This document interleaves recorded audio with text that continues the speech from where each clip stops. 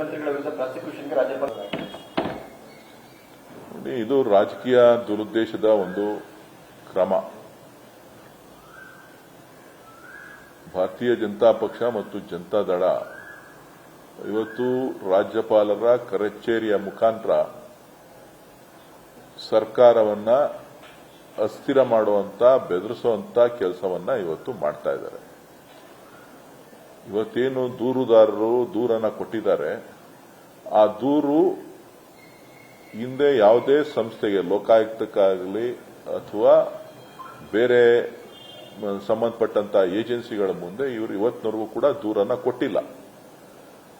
ಏಕಾಏಕಿ ರಾಜ್ಯಪಾಲರಿಗೆ ನೇರವಾಗಿ ಕೊಟ್ಬಿಟ್ಟು ತನಿಖೆನೇ ಆಗದೆ, ವಿಚಾರಗಳು ಚರ್ಚೆಗೆ ಆಗದೆ, ಏಕಾಏಕಿ ಪ್ರಾಸಿಕ್ಯೂಷನ್ಗೆ ಅವಕಾಶ ಕೊಟ್ಟಿರ್ತಕ್ಕಂಥದ್ದು ಎಷ್ಟು ಸರಿ ಒಬ್ಬ ಮುಖ್ಯಮಂತ್ರಿಗಳ ಮೇಲೆ ಅಂತಕ್ಕಂಥದ್ದು. ನಾಳೆ ಎಲ್ರೂ ಒಂದೊಂದು ಅರ್ಜಿ ಒಬ್ಬೊಬ್ಬರ ಮೇಲೆ ಕೊಡ್ತಾನೆ ಇರ್ತಾರೆ. ಹಂಗಂದ್ರೆ ಎಲ್ರಿಗೂ ಅವರು ಪ್ರಾಸಿಕ್ಯೂಷನ್ಗೆ ಪರ್ಮಿಷನ್ ಕೊಡ್ತಾರೆ ಅಂತ ಅಂದ್ರೆ ಯಾವ್ದಾರ ಒಂದು ಸಂಸ್ಥೆಯಿಂದ ತನಿಖೆ ಆಗಬೇಕು. ಲೋಕಾಯುಕ್ತದಿಂದ ಆಗಬೇಕು, ಇಲ್ಲ ಪೊಲೀಸ್ ಇಲಾಖೆಯಿಂದ ಆಗಬೇಕು, ಅಥವಾ ಬೇರೆ ಯಾವುದೇ ಸರ್ಕಾರ ನೇಮಿಸ್ತಕ್ಕಂಥ ಸಂಸ್ಥೆಗಳಿಂದ ತನಿಖೆ ಆಗಬೇಕು.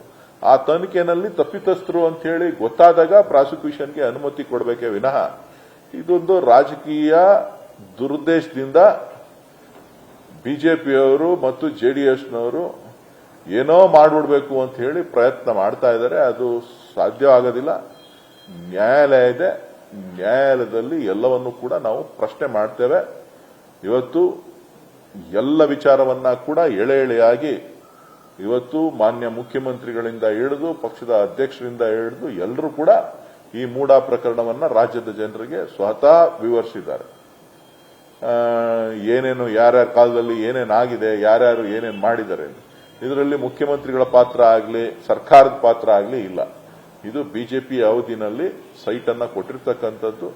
ಇದು ಅವರು ಜಮೀನು ಕಳ್ಕೊಂಡಿರೋದಕ್ಕೆ ಜಮೀನಿಗೆ ಬದಲಿಯಾಗಿ ನಿವೇಶನಗಳನ್ನ ಕೊಟ್ಟಿದ್ದಾರೆ ಹೊರತು ಇದು ಬೇರೆ ಏನೂ ಅಲ್ಲ. ಇದೊಂದು ದುರುದ್ದೇಶಪೂರ್ವಕ ಒಂದು ಕ್ರಮ. ರಾಜ್ಯಪಾಲರು ತಕ್ಷಣ ಇದನ್ನ ಹಿಂಪಡಿಬೇಕು ಅಂತೇಳಿ ಒತ್ತಾಯವನ್ನ ಮಾಡ್ತೇನೆ. ಮುಖ್ಯಮಂತ್ರಿಗಳ ವಿರುದ್ಧ ಪ್ರಾಸಿಕ್ಯೂಷನ್ಗೆ ರಾಜ್ಯಪಾಲ ಇದು ರಾಜಕೀಯ ದುರುದ್ದೇಶದ ಒಂದು ಕ್ರಮ. ಭಾರತೀಯ ಜನತಾ ಪಕ್ಷ ಮತ್ತು ಜನತಾ ದಳ ಇವತ್ತು ರಾಜ್ಯಪಾಲರ ಕಚೇರಿಯ ಮುಖಾಂತರ ಸರ್ಕಾರವನ್ನ ಅಸ್ಥಿರ ಮಾಡುವಂತ ಬೆದರಿಸುವಂತ ಕೆಲಸವನ್ನ ಇವತ್ತು ಮಾಡ್ತಾ ಇದ್ದಾರೆ.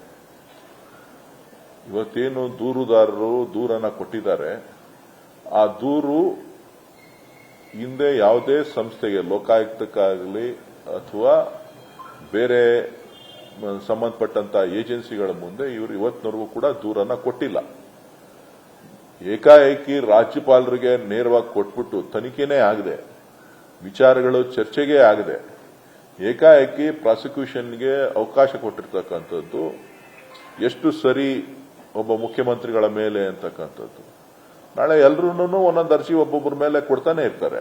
ಹಂಗಂದ್ರೆ ಎಲ್ರಿಗೂ ಅವರು ಪ್ರಾಸಿಕ್ಯೂಷನ್ಗೆ ಪರ್ಮಿಷನ್ ಕೊಡ್ತಾರೆ ಅಂತ ಅಂದ್ರೆ ಯಾವ್ದಾರ ಒಂದು ಸಂಸ್ಥೆಯಿಂದ ತನಿಖೆ ಆಗಬೇಕು.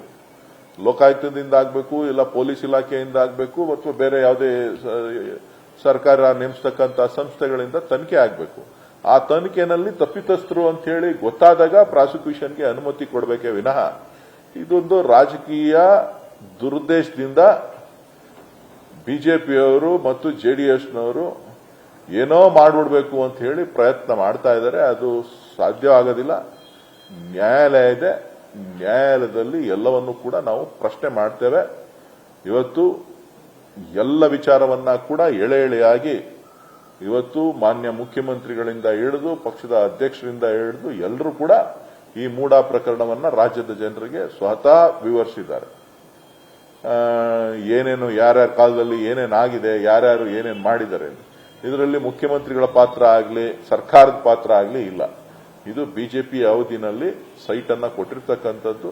ಇದು ಅವರು ಜಮೀನು ಕಳ್ಕೊಂಡಿರೋದಕ್ಕೆ ಜಮೀನಿಗೆ ಬದಲಿಯಾಗಿ ನಿವೇಶನಗಳನ್ನ ಕೊಟ್ಟಿದ್ದಾರೆ ಹೊರತು ಇದು ಬೇರೆ ಏನೂ ಅಲ್ಲ. ಇದೊಂದು ದುರುದ್ದೇಶಪೂರ್ವಕ ಒಂದು ಕ್ರಮ.